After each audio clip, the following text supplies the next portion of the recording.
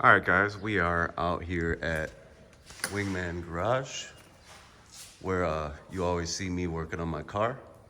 Thought I'd show you guys the place in a video of its own. So as you can see, he's got merch, he's got some drinks and, you know, a bunch of fluids and stuff you need for cars.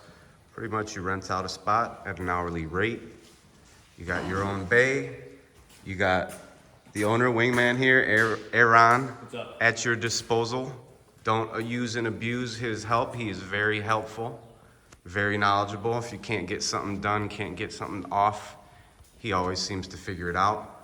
We got 2 pieces of turbo German engineering in here. And you saw I always have my car in here for at least oil changes, if not additional upgrades. So if you ever need a spot to do your own work and have a helper, this is a great place.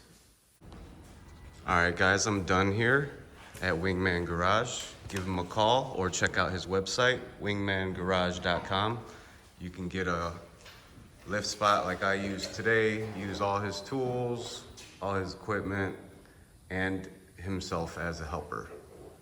All right, stay tuned for the next video. I should have this thing out at the track and hopefully get my 10-second pass.